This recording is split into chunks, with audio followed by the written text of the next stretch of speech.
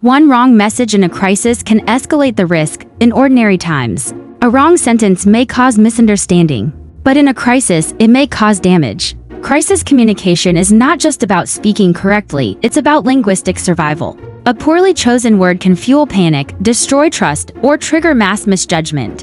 When the speed of communication exceeds the speed of processing, every word becomes a double-edged sword.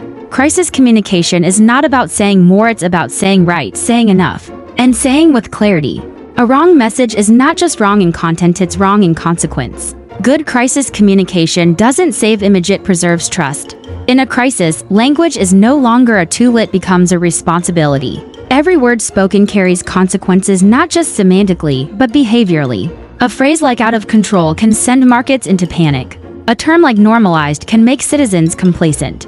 Crisis communication is not informative, it is preventative. To succeed, the spokesperson must be more than articulate, they must understand collective psychology. People in crisis do not hear normally, they listen with anxious, fragmented minds seeking emotional anchors. Thus, a factually correct message at the wrong time is dangerous. A well-written message in the wrong tone can still harm. In crisis pragmatics, a message must meet 3 criteria: informational accuracy, temporal appropriateness, and psychological alignment. A single deviation and risk escalates exponentially. Sometimes silence is better than premature speech. Every sentence is a safety contract, and clarity of mind is the communicator's true leadership trait.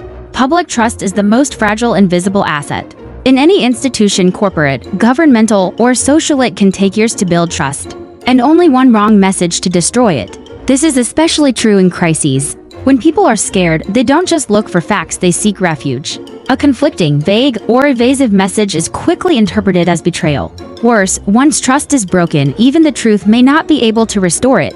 In crisis psychology, the fractured trust effect shows that people remember the pain of misleading messages more than the value of accurate ones. Thus, message control is not media control, it's memory control. A great communicator knows they are not speaking to the moment, they are shaping what people will remember tomorrow. A wrong crisis message doesn't end when the broadcast ends, it lives on in public psychology, sometimes as a linguistic scar. In a crisis, people do not process information logically, they respond with their emotional nervous systems. The brain shifts into survival mode, prioritizing safety signals over analytical reasoning. Thus, even the most accurate message will fail if it lacks emotional resonance. Crisis communication must not only be correct, it must emotionally stabilize. Phrases like "we are in control" or "you're not alone" are not mere sentences, they're collective sedatives. This is how language becomes a calming drug.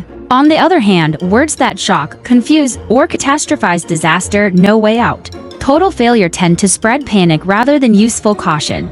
In the theory of communication as regulation, every crisis message functions as a tool for social emotional regulation. Fail to regulate and you amplify chaos. This is why skilled spokespersons are not just good at speaking, they're good at sensing. They hear fear behind silence and choose words that keep people together. In crisis communication, tone matters as much if not more than content. An accurate message delivered without empathy can hurt.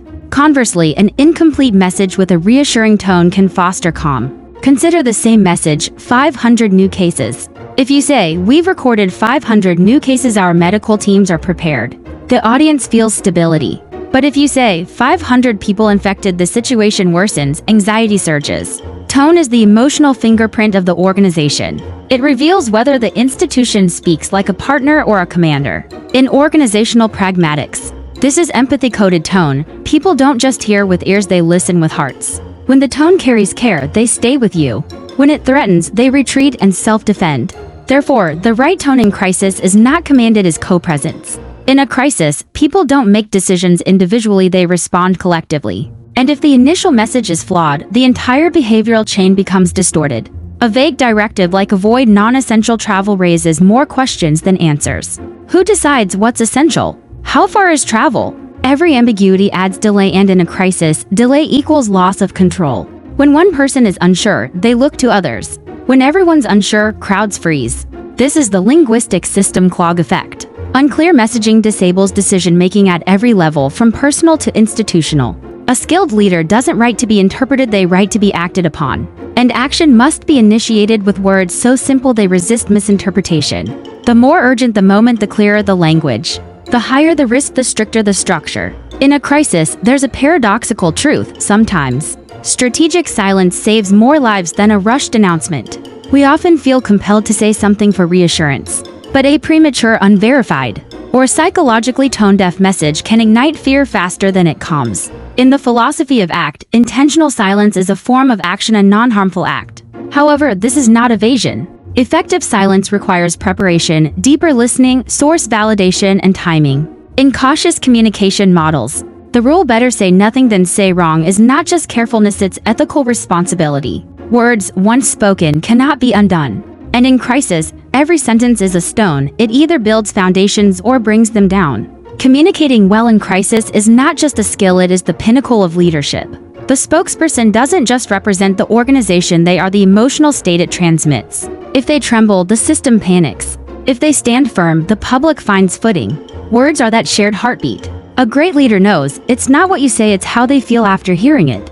They design messages like bridges, structured, steady, passable. In crisis, one well-crafted update can stabilize society more than a new law. Thus, language stops being a tool, it becomes the power to organize public consciousness. When used right, you don't just inform, you illuminate. And in doing so, you don't just speak, you lead. One wrong message in a crisis is not just wrong in content but wrong in consequence. It can burn trust, paralyze systems, and scar collective memory. Communicating rightly in crisis is not about sounding good, it's about keeping people together. The writer must be grounded, the speaker clear, and the listener held by words like a calming embrace. If you found value in this message for critical thinking, academic speaking, or leadership ethics, please like, share, and subscribe to help grow a culture of communication that is humane, clear, and responsible.